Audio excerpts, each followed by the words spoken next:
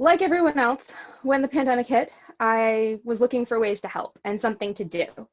And so I had this fairly crazy idea that I was going to get a bunch of other Maine writers to come help me put together a collection of writing by Mainers during the pandemic. And then we were going to sell that book and have all the profits go to the United Way of Eastern Maine and their COVID-19 relief fund. And that's what we did. So I got 36 writers slightly more than 36 writers to submit works and put them all together into this amazing anthology that's going to be called Paul Bunyan Wears a Facemask. And I'm so excited. I wish I had a copy to show you the cover because the cover is just beautiful. But magic of television, we'll put it up right now. Hang on, we installed a clapper. There it is, right there. It's the cover. Isn't that beautiful?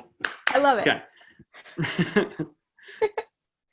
So when you first came up with this idea, how long has it been since the idea's generation to today?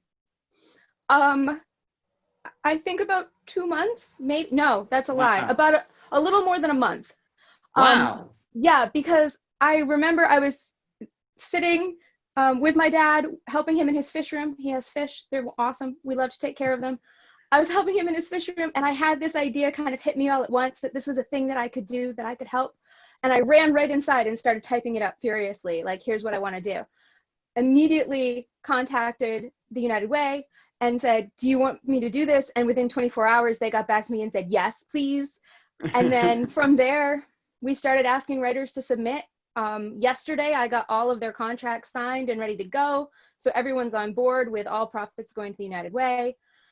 We are giving a little honorarium to the authors because art is valuable and we want to honor that.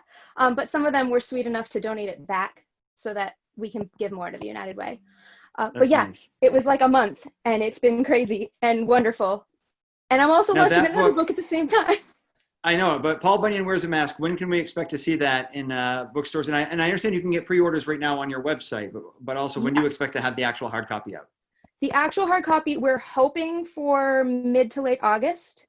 It depends a little bit. The biggest holdup is with everything that's going on. Printing is a little slower.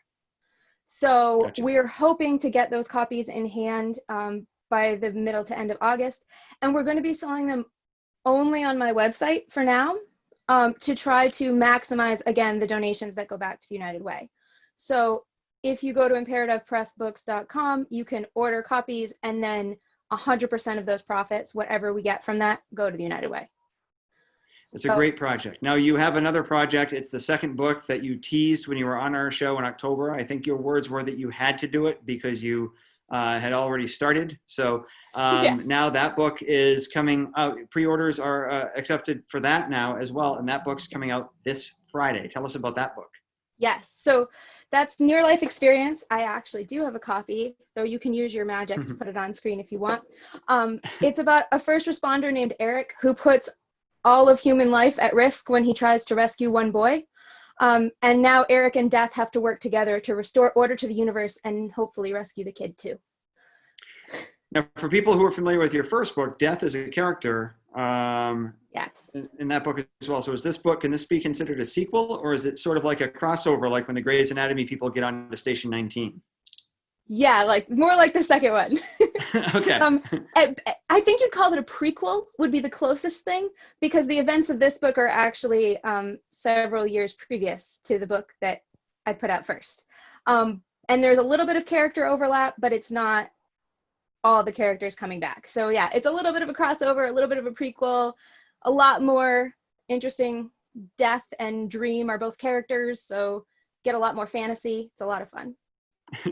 So this is, we're talking 3 books here in about a year's time, which is just, that's lofty. I mean, that's a lot of writing. A lot of people have ideas. That's a lot of writing. I sit down to write a monologue joke and that's like a sentence and I get tired halfway through. I got to take a nap. I have some water. I cool off. I get a towel. Like how do you have the focus and the strength to take those ideas and put them on paper just so that not only does it reflect the ideas that you came up with, but it's enjoyable and engaging for a reader who knows nothing about you? Well, I think there are two parts to that. One part is I really want to do it and I really love it. And I really feel like I have something important to tell people. And I've had readers come to me and say, your book changed my life. It inspired me. It made me happy. It made me think life was worth living. And I don't know what's better than that. So there's that. But there's also, there's the routine, and I sit down to write every day. I've fallen off that wagon a few times, but I always get back and back into the groove of it. And there's the acceptance that the first thing you write is probably going to be bad. Like you write the bad thing first and then you make it better. And it's that fear of I have to be perfect the first time that stops so many people from writing. And it's not true. Unlike, say, live TV, where if you screw up, everybody knows it. More like recorded TV. We can try a couple of times. That's exactly right. And we've never had to use the editing feature on our show, thankfully. The most